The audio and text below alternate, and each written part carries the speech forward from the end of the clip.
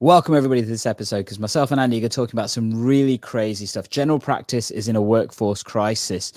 And actually, is it something more than that? Isn't it employment crisis? Is it something even bigger than that in terms of finance? ARRS roles as well chucked into this because there's lots of updates in terms of what's happening there. And we're going to cover all that right now as we tech enhance your primary care and learning.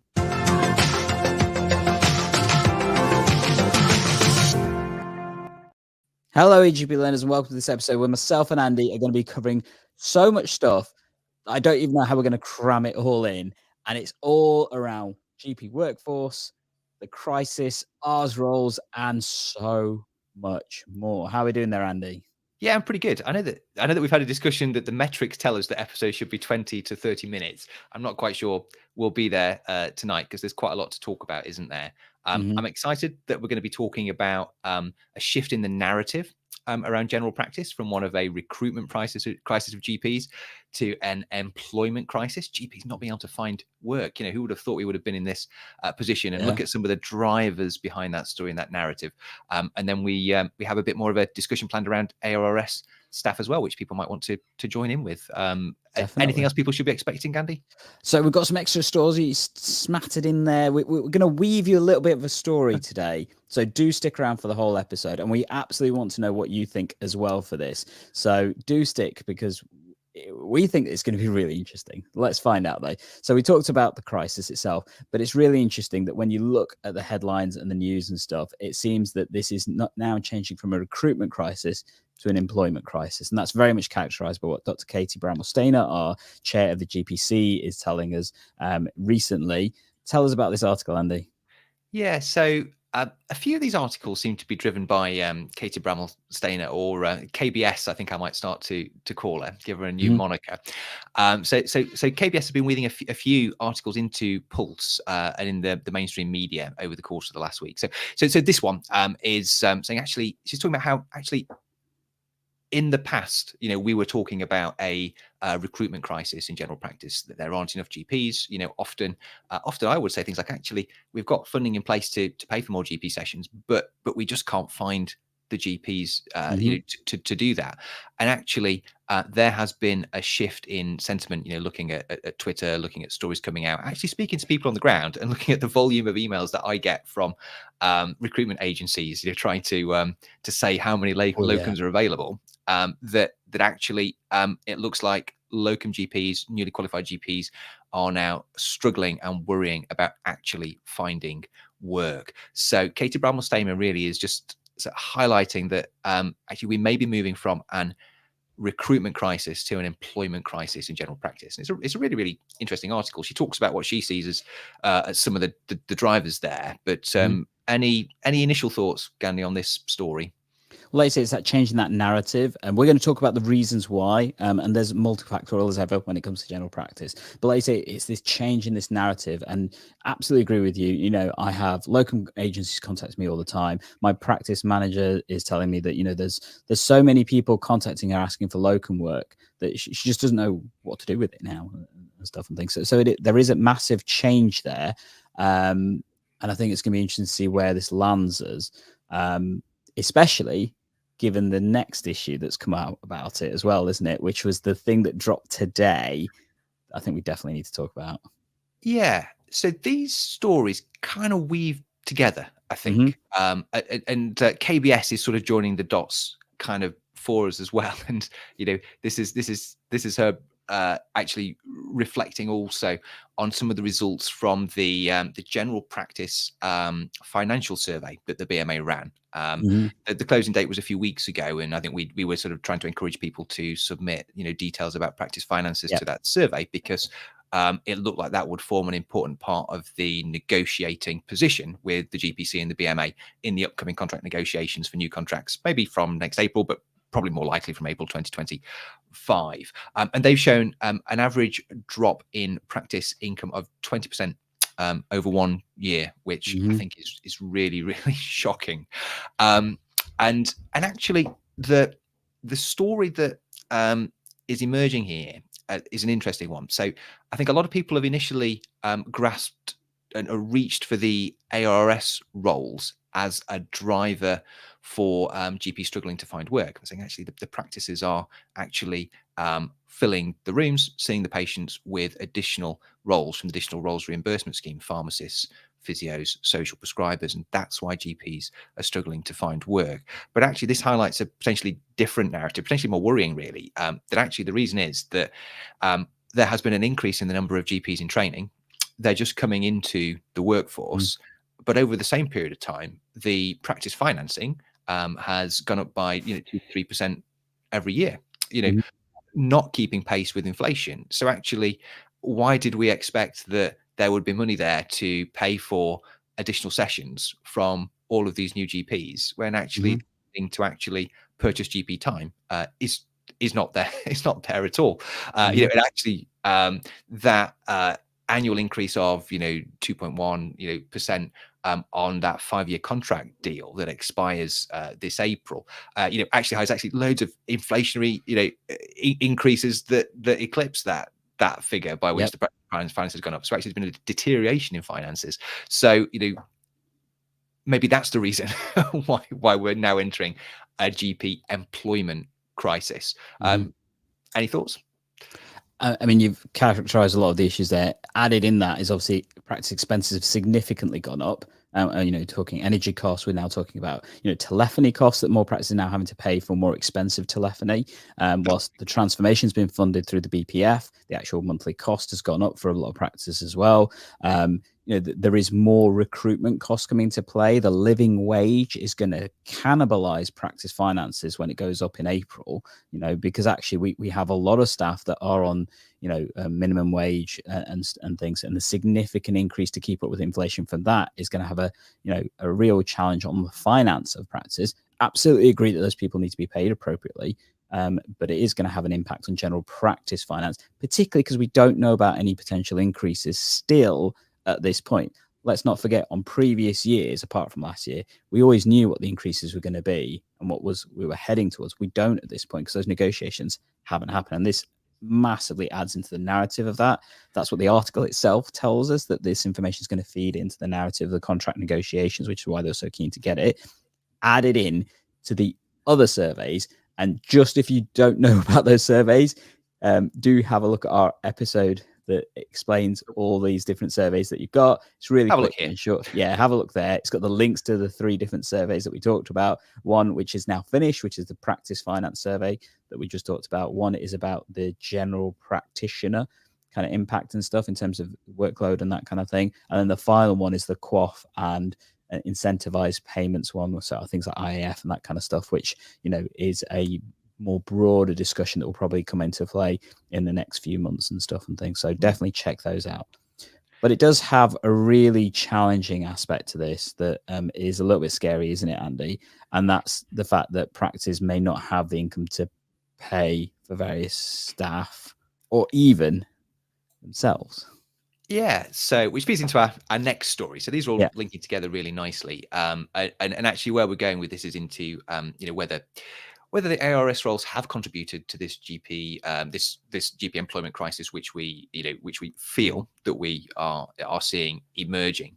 And a big driver in that debate and that discussion was that a practice in Surrey had offered voluntary redundancy to its salaried GPs, and part of the narrative, part of the story around that was that they were able to meet patient demand using some additional roles reimbursement scheme staff, and that was an alternative to general practice. Now it looks like a bit more information's emerged now around this practice. I think it said from a leak. I'm not quite sure how this information has come out, but the reports are that partners at that practice have been unable to take drawings, or at least take significantly reduced drawings, and that practice has been running at a loss for over a year, and that they were under really, really tight financial pressure, and that drove this decision to offer the redundancy to its salaried staff. So that kind of just pulling some of those threads together, really, because initially the story around this practice was actually it's because of the ARRS staff, but actually there's a practice finance narrative emerging here as well. So I think it kind of embodies that debate, really. I'm really interested to know what people out there think, actually. What is there a GP employment crisis? First of all, does it exist? Is it a real thing? And then what do we think are the main drivers? We feel that the two things that have been suggested or talked about most are ARRS roles, supplanting GP roles in some places. Or, is it driven by practice finances, or is it something completely different? Really interested to know what people think. Anything else to say about this story? Obviously, it's really difficult for those people involved at this practice, and they'll be making some really, really hard decisions, and your heart goes out to them, really. But any other thoughts, Gandhi? Well, I remember when this story broke, there was a lot of blame being attached to the partners of this particular practice, saying that they're just focusing on ARRS, they're ignoring their salaried GPs, etc., and things. And actually now, with a bit more detail coming through, and obviously this is still commentary, we don't know the facts and stuff, but it seems like that actually, as ever, things are always more complex than they look on the surface. But it has a real, I think, impact in terms of what this means for practice. And I think we are unfortunate. I predicted this back in our predictions episode that we're going to see the closures of more and more practices happening. And is this part of the stuff that's going to contribute to that? Unfortunately, well, let's be honest, we've got inflation, we've got increased costs, we've got no guarantee of extra money, because as ever we keep being told there's no extra money around. So how is general practice meant to finance itself moving forward? I don't know. Maybe the answer is GP should be in the additional roles reimbursement scheme. Yeah, what do you think, Andy? The next story. Yeah, I was going to say just one or two more things about the practicing story, really. Just that the partners have cited a drop in list size by 12%, leading to falling income. So we can all see how actually a practice could be managed well, but actually if the list size drops, that's going to reduce your need for GP sessions, isn't it, and reduce your funding. So just so there's a lot of layers to that, but we can bring it up again, I guess. So GPC committee, or GPC committee, that's like saying a PIN number, isn't it? People get annoyed when people do that. The N is the number and the C is the committee. BMA GPC to argue for the inclusion of ARRS staff. So again, Katie Bramall-Stainer, again, KBS, driving some of the news cycle here, which I think is quite nice to see. Just highlighting that the GPC are going to be arguing for the inclusion of GPs in the additional roles reimbursement scheme. Just linking to a survey, actually, which we talked about in the last episode. This issue will be raised in Parliament if the survey reaches 10,000. So I'm not quite sure where I stand on this issue, but a survey is in place and people may choose, may not choose to participate in that survey. Yeah, this is quite a big. This would be a really big shift in the additional roles reimbursement scheme. I guess not least because it's called the additional roles, isn't it? So the whole idea was to avoid more traditional roles in general practice, like practice nurses, prescribing nurses, additional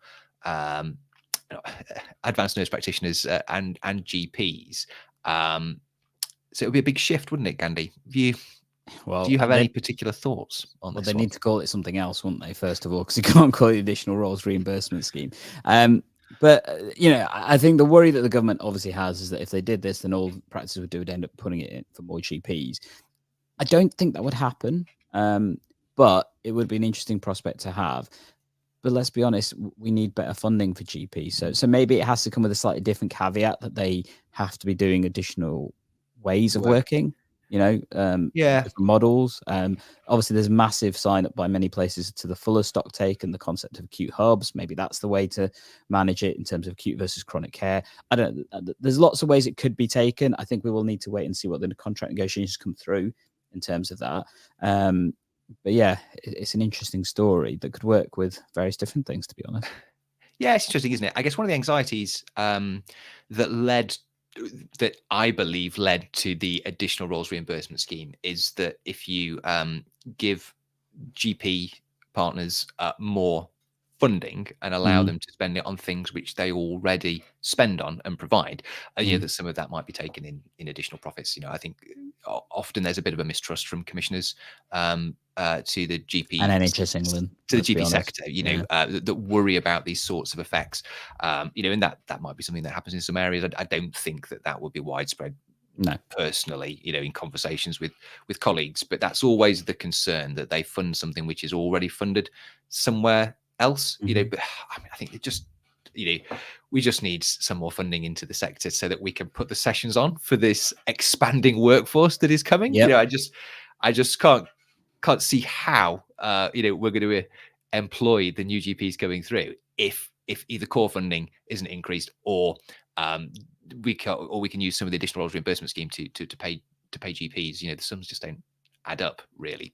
Yeah. And you're right, they could be, you know, there are ways to demonstrate that something is additional. You know, they could work across the PCN on they mentioned within the article potentially driving work on, you know, frailty or safeguarding or child Mm-hmm. health, and do something different, providing something different and additional. So there would be a way to employ them using that money potentially. Definitely. Interesting comments coming through. So from Hyunki Kim, so talking about they did apparently 12% of the patients. How did that happen? So, you know, some practices are significantly seeing increases in their patient list size, some practices seeing decreases, depending on how the population moves. Additionally, he mentions that I remember having to report the number of clinical sessions to prove our staff were not replacing staff. That's the additionality clause. That is still in effect. Important to remember that as we see the increase in the ARRS budget. It's now something like 1.5 billion being contributed to it. I know my network receives about 1.5 million of ARRS funding to use for our particular network, and the additionality is a challenging thing to balance and stuff. Mainly because with all of this comes loads and loads of stuff like supervision, and we're just going to take a little detour to talk about that, aren't we, Andy? Good. Before we go there, can I just highlight something? So, just this is the second time I'm doing it. It may be the last for tonight, but you know, we were able to link those last stories together in quite a nice sort of story arc. You know, there was a clear defining narrative between them, and I noticed that Katie Bramall-Stainer, you know, KBS, was actually sort of driving each of those stories, or was featured quite prominently in a lot of those stories. And it's just interesting to see quite a joined up approach coming from the GPC in terms of driving and building and shifting the narrative, almost building a new narrative that moves us forwards from a GP recruitment narrative, which has been there for a few years, and actually probably got a policy response, because in the NHS workforce plan, we saw, I think, a 50% increase in GP training posts, for example. You know, so actually, you might argue that did get a policy response, and actually, there are more GPs, you know, in training now. But shifting that narrative to an employment crisis, and hopefully, if that can be formed correctly, and it feels like they're going back the right way, you know, actually maybe that will get a policy response as well. So I can kind of almost see some kind of strategy and tactics, you know, behind what's coming out of KBS and the GPC. I just wanted to kind of acknowledge that, you know, we're watching Katie and you know, appreciate the tactical chops, I think. Sorry, Gandhi, let's move on to the next story. No problem there, Andy. And yeah, massive shout out to KBS. You know, amazing person. I think she's doing a stellar job, and I think we've got more to come, to be honest, to show, you know, primary care what it may need to consider moving forward and stuff. But we were talking about the ARRS supervision. Now, this is a really brief detour. This is personally for me and Andy, just because of the article, but we wanted to cover it, and we will be brief, so don't worry. But there's two reasons why we're covering this story. So number one is the fact that it's about ARRS supervision. And actually, you know, if you look at the whole concept of ARRS, the biggest thing I think that's changed with general practice is not necessarily the funding and the provision of the workforce, but it's the HR processes that have modernized the way that the recruitment has worked. And let's be honest, a lot of general practice hates the fact this has happened, because it's asking general practice to move towards modern HR processes when general practice itself doesn't have the resources to do what the ARRS roles are being asked to do. So you know, in building supervision, one-to-ones, you know, proper mentoring, proper support and things. Actually, general practice has never really had that before. You know, you talk to HR people, they're like, what the hell goes on in general practice? We've had this with Tara, remember, numerous times. Me and Andy run the PCM Plus course with Tara and Ben. So Ben from the General Practice podcast, Tara from the Business and Healthcare podcast. And there was a point where, you know, I just said to Tara, what on earth is a one-to-one? Because it doesn't exist in general, or it didn't exist in general practice before. No, never had one. I mean, we had you know, tutorials, I guess, when we were training, but in terms of you know, being in a qualified position, you know, supervision and one-to-ones, they just don't exist, do they? So it's alien territory for us, but it's a requirement for many of the ARRS staff. And as we moved into, the inflation issues and the cost of living crisis, one of the things that is repeatedly taught, we're told there's no more money, there's no more funding, there's no more resources. So the thing that actually makes people want to stay is decent supervision and training and, proper workflows in terms of that.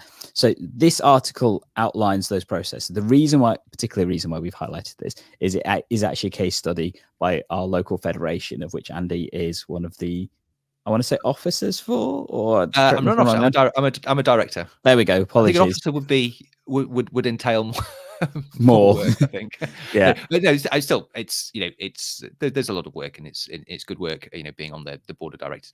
But yeah, so some of the local names here. So Ankish Patel and Sarah Partridge contribute a case study to this. So this is an article in Medscape's Guidelines in Practice book. I think I've still got a few of these in my drawer. I don't know if they still send around the paper copies, but it used to come around with the NF. And this is a really, really good article about how to effectively recruit and retain and supervise your ARRS roles. And there's a case study from Nottingham City General Practice Alliance in here. So we'd encourage everybody to follow the link and have a look at this. We're not going to spend a lot of time on it, but it's worth just looking actually at the main points, of which I think there are 10. Oh, I don't know what happened there, jumping around.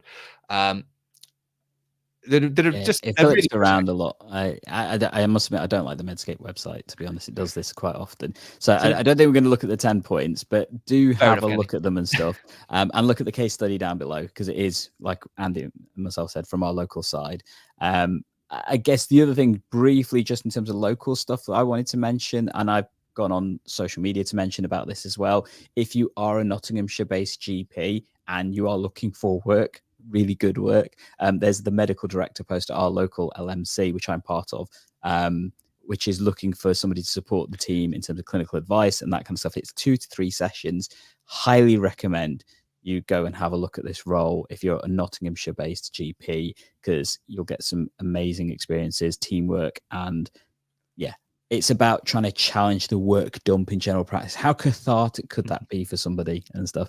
I kind of wish I had the time. I really do. Yeah, but let's be honest, I don't. A lot of people will complain, rightfully so, about the state of things at the moment in general practice. So this is a position where someone can actually do something about it. You have a good team behind you. It's a great team at Nottinghamshire LMC, in my opinion, and it's a great platform to actually do something about how general practice works with secondary care, challenge some of the funding, or, give some friendly, supportive challenge to, ICB and secondary care practices. So I think it'd be a really good role for somebody. So, yeah. Definitely.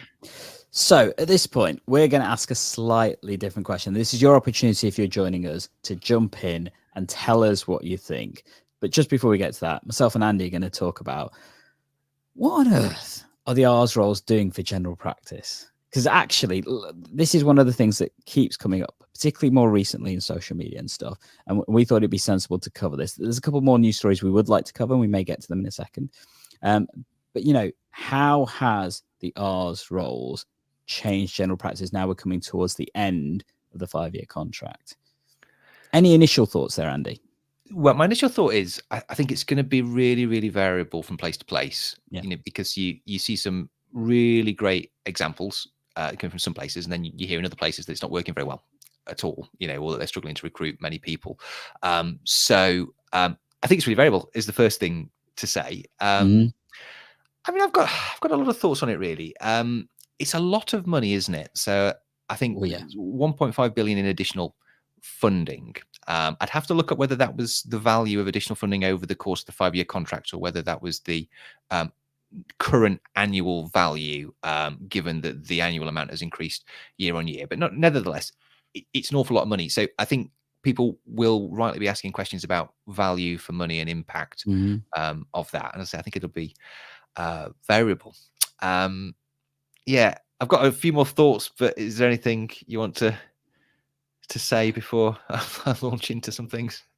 How about you go for it, and then I'll come back off for them. I'll go for it. I mean, the first thing to say is, and I'm really kind of just thinking back to where we were, 4 or 5 years ago, in a way as well. And in some ways, it sort of delivered what general practice might have been asking for at that time. Because at that time, I remember people saying, you know, GPs are not able to operate at the top of their license, which is something you hear a lot, because we are seeing a lot of, say, musculoskeletal issues that we are not best placed to manage. You know, there are other people with better skills to manage those a lot of the time, and those are physios. You know, they're one of the additional roles. You know, we're dealing with a lot of people with social needs, you know, people who are just disconnected, lonely. You know, that's what's driving their need to see their GP. So they gave us social prescribers. You know, we're doing a lot of technical medication reviews or changes or quality work that actually a clinical pharmacist might be a better place for. So, you know, in some ways they've sort of delivered, you know, when you think back, they've delivered a lot of what we were probably saying we needed, you know, back then. And I think in many places they have delivered on that, and they are doing what it says on the tin. So I just want to kind of acknowledge that, really. And also there was this concern initially about they wanted to avoid recruitment pressure from other areas. So there was a deficiency of GPs. You know, at that time, we were in a recruitment crisis. One of the concerns that led to GPs not being included was that actually GPs from some areas, like where they're really needed, might be recruited to PCNs in other areas where they're perhaps less needed, but it's more desirable to work there, and they can pay them with the ARRS money. So, you know, and the same for practice nurses and other roles that weren't initially included. So, you know, I can see why it was set up the way it is. A lot of new blood, new skills into general practice, and, you know, a lot of new functionality. So those are, and a lot of good additions to the primary care team. So, you know, where it's worked really, really well. So our clinical pharmacist that's attached to our practice, she comes to our MDT meetings on a Thursday morning. You know, she's really, really well integrated and a really important part of the team. So I think in many ways it perhaps delivered what we asked for. There are of course some cons and a flip side to that, but go on, Gandhi. I've spoke for a while. You'll have a lot of opinions on this. Yeah, so I mean, you verbalized a lot of the things, thoughts I think that came across my mind. I would say the ARRS roles have changed the quality of general practice. Okay, and in many situations, I think it has improved. So, like you said, people being seen for more specific things. So, you know, like you mentioned, the MSK stuff being seen by a physio, which actually I would always agree is generally the best route of play. Because let's be honest, majority of musculoskeletal things need an assessment and a management plan. And actually, I would argue physios are generally much better at doing that than we as general practitioners are, because we can't really do the treatment side of it at that point. I think, you know, for things like medication complexities and reviews, absolutely, a pharmacist is much better placed to do a lot of that. Because they have far better understanding of the pharmacology and the medicines and how they will work and how to take them and the other stuff that comes into play with that. And then you've got the personalized care roles, which actually can support people in a more holistic way when it comes to, you know, the challenges that patients face. That, let's be honest, medical health only contributes 20 to 30% of your overall health. There's so many things outside of that, and we as GPs cannot change that.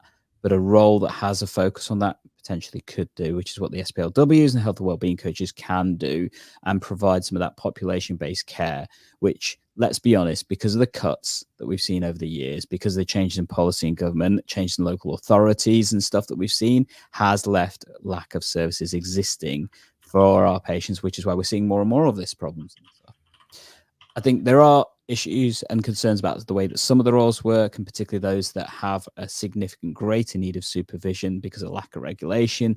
Obviously, the big one that comes up in this realm is the physician's associates, and even more so today, because there's supposedly this kind of decision about the regulation that's happening in some back office place in parliaments that no one really can engage with and see, and it's anticipated that they will be regulated under the GMC, and therefore causing a little bit more confusion. There's obviously been some news stories that you and I have covered in the past around positive stuff with physician associates, and unfortunately some negative stuff around physicians associates, and I know there are very strong voices either side in terms of how they work, and are they going to be replacing GPs in terms of the way that they work, which is the big thing that I think many people associate when it comes to the ARRS roles in a negative view, in the fact that they're going to basically take away the work that GPs have to do, and it may not be the same quality.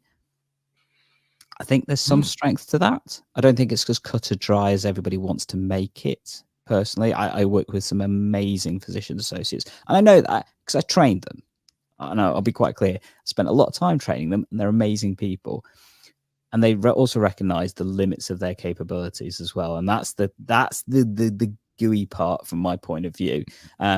And is that the case for some GPs? Well, let's be honest, there's good GPs out there, and there's some really not good GPs out there as well. But that's life, because we are human at the end of the day. I'm going to pause there, Andy. What are you thinking? Yeah, I was just thinking. Just thinking back to the Medscape article that we were covering, and they talk about the importance of ARRS roles practicing within the limits of their capabilities and competencies. I think you're absolutely right there. Yeah, I wonder if it might be time to bring in some of the comments, actually, because some of them are we have had focusing a few, on negative aspects of ARRS, and we'll obviously talk about that in a moment. But maybe we don't want to steal the viewers' thunder, and maybe bring in some comments. If you like, Gandhi. Yeah. So Tabler Master, interesting name there. Too much pounds is wasted on ARRS. Better to resource, better individually. Maybe it means practices, potentially. Yeah, possibly. You can follow up with another comment. Tabler Master has better to resource practices individually. Yeah. So I'm going to focus a little bit on this one first, if that's all right, Andy. So this is one of the most common criticisms of the PCN-DES, that actually the funding should have been given to practices directly and not funded through an additional contract method, of which the PCN-DES was and is currently. That actually the money should have just been given to the global sum, and by doing so, practices would have been able to resource practices more effectively and stuff. Let's be honest, the government were never going to do that.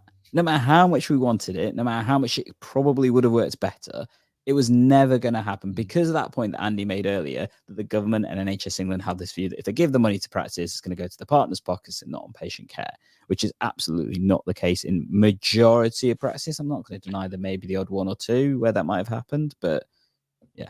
Andy. Gandhi, another argument that I've heard is that actually the additional roles reimbursement scheme we could have had a similar scheme, but with individual practices able to forget the primary care network concept, individual practices being able to draw down to pay additional roles. That's something that I've heard. I've got some thoughts on that as well, but that's something people might point out. Did you have any thoughts on that, Gandhi? Sorry, can you say again, Andy? I lost track. Another argument that I've heard is that practices, rather than putting the ARRS money into the global sum, an additional roles reimbursement scheme could have been made available directly to practices. So not have the primary care network framework, but actually practices could draw on that additional funding to employ a social prescriber, for example. Yeah, I have heard that argument. I think it's a valid argument. I think the other thing, obviously, about the PCN-DES was about creating this ecosystem of cross-practice networking. Yeah. And that's what it has done in majority of places. And it's done it okay, relatively well, really well in some places. And let's be honest, there's also been some places where it just hasn't worked whatsoever. You and I both know that from the PCN Plus stuff that we do. But it was designed with a different route in place. And let's be honest, that's what the government decided. And at the time, the BMA agreed to it.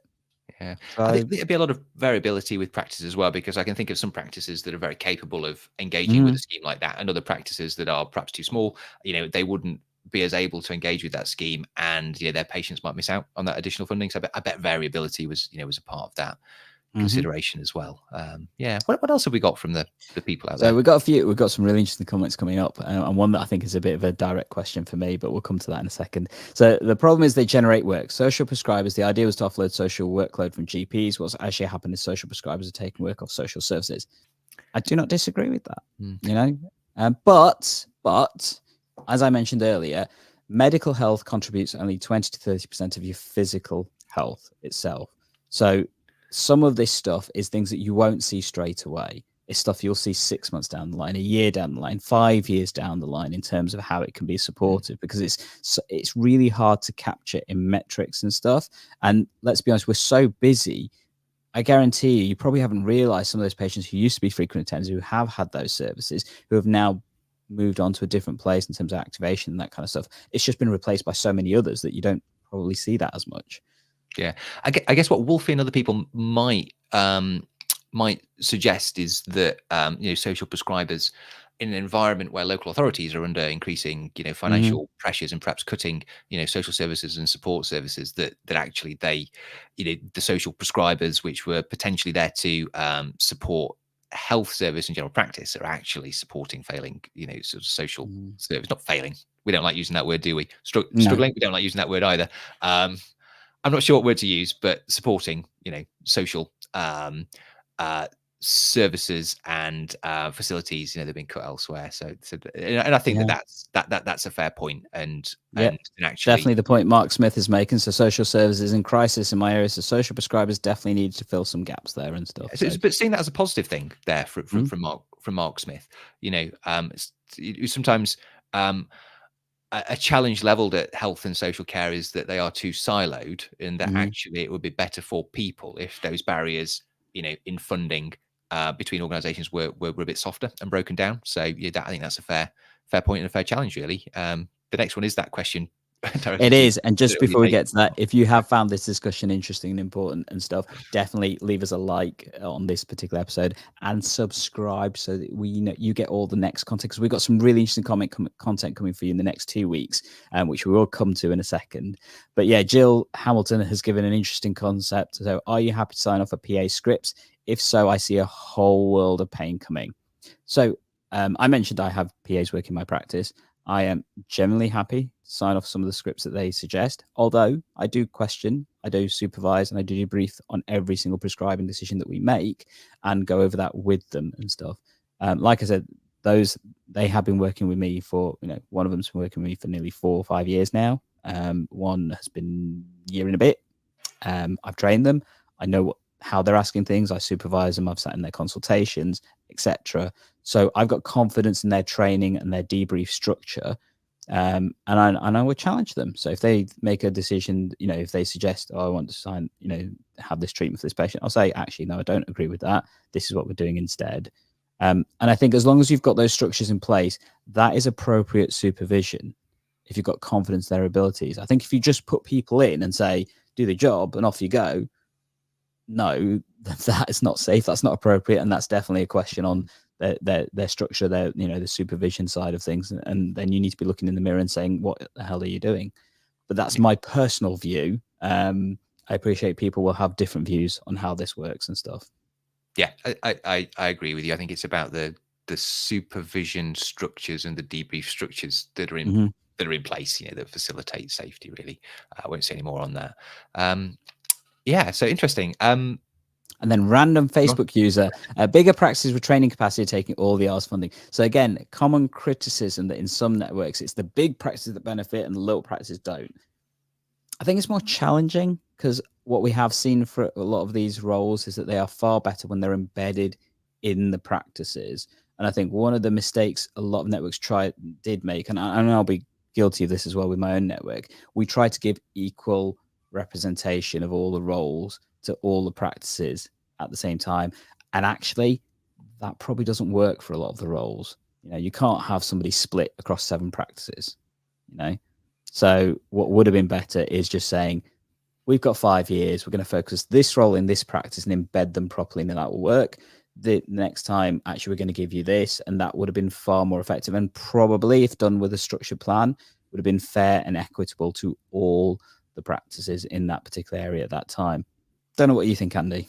Yeah, no, I think if many of us who were CDs at the time had our time again, actually having a comprehensive, primary care network workforce development plan that managed people's expectations about what roles they would get and when, and justified why actually bedding in roles at a smaller number of practices rather than stretching them across a whole network of 7, 8, practices makes sense. But I think conversations just weren't in that place, at the beginning.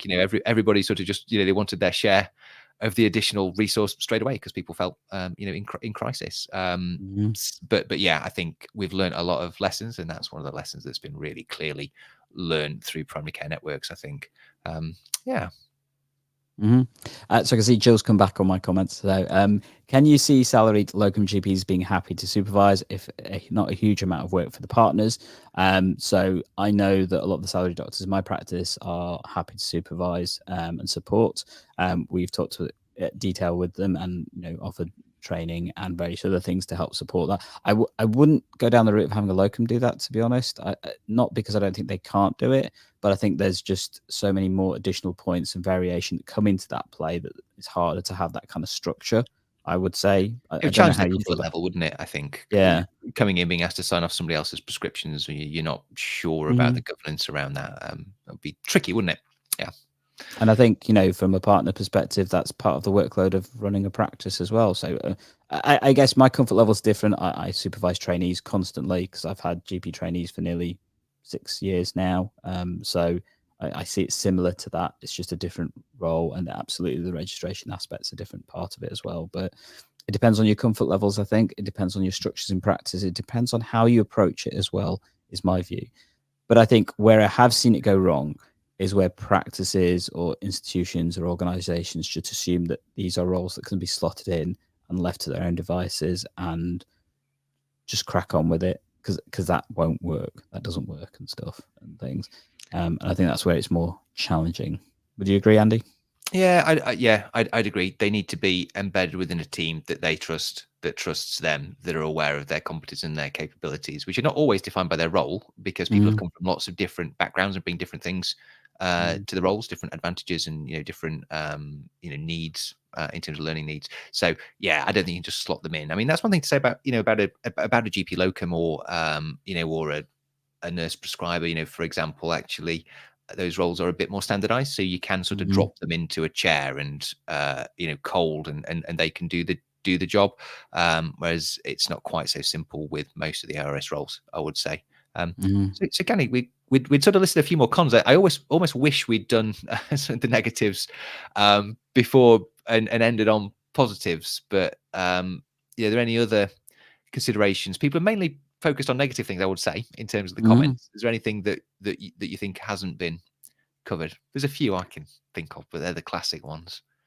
I think in terms of positives, I would not minimize the impact that some of these roles have actually had. We talked about a few of them. For example, the care coordinator role, I think, has had real significant differences in many places in terms of being able to navigate that more complex and challenging situation with patients so that they get the right care at the right time. And actually, I know some networks where they've massively focused on the care coordinator role in particular to manage so much more of that back office and patient navigation side of things, that it's really benefited not only patient care, but workload in practices and transformation in practices. So, let's not forget these roles do have a place. Is the structure and the way they were organized the best way? I would argue massive criticism at some of the aspects they did. I still hate the fact that mental health practitioners was delayed for so long and restricted to year 5 until you could actually look at it even realistically. And then the problem with that is then that there's just no MHPs anyway. That, if we had access to that in year 1, that would have been an absolute game changer for places of deprivation like my practice, your practice and stuff. I think that would have been a completely different scenario and things. But it is where we're at, unfortunately, in some ways. And how do we make what we have into something that's even better? Is my question then. That's a good question. I was going to you mentioned deprivation there, and I was just going to highlight the challenge that some people give that maybe the PCN-DES and the ARRS roles may have worsened health inequalities in some ways. I mean, I think they've added something additional in all areas because there are additional people, but I think some areas and groups of practices, were better placed because of existing relationships and existing leadership, talent, and presence in the area to really maximize on them. Some are bigger than others as well, which I think really helps. And the other areas that weren't quite so best placed, I think perhaps have been left further behind, and the difference in the experience of patients across different areas has been different. But as you say, I think everywhere it's been additional. And the PCN-DES will be being looked at alongside the standard contract, and we will see something different. And hopefully lessons are learned, and things are tuned up, improved, and we can move forwards and continue to do good and do better, I guess. Definitely agree with that. And we may be trying to help you do that next time when you join us live. So Tableau Masters asked a rather interesting question. What happens when the ARRS funding, I'm assuming he means, gets pulled? So they've said it won't happen, right? They've said it won't happen, Gandhi. They said it won't happen, but obviously we don't know what's going to happen next. Well, myself and Andy and a couple of our friends are going to try and figure that out for you. So next time myself and Andy go live, which is the 1st of February, We'll be joined by two of our colleagues, Ben Gowland from the General Practice Podcast and Tara Humphreys from the Business of Healthcare Podcast, as we're talking live about what the future might hold for general practice, because we're all waiting to hear what the next contract is, what's going to happen. We may find out by then, probably won't, let's be honest. But we're going to be talking about that next time when we go live. That's in preparation for our PCN Plus conference on Wednesday, the 17th of April in Nottingham, which you can sign up for. And you're going to have to do so quick because we've already filled up half the spaces already. Andy doesn't know that, but we've already filled up half the spots and stuff. So if you want to join us, the links will be down below for that. Alternately, if you want something a little bit more practical, check out this episode right here. That's me and Andy talking about productivity tips. That's next week's episode. Or you can join us for this episode, which is going to be the one as us talking with Tara, Ben, a couple of weeks' time, as we try and continue to tech enhance your primary care and learning. Catch you later, everyone. See you guys. Good night.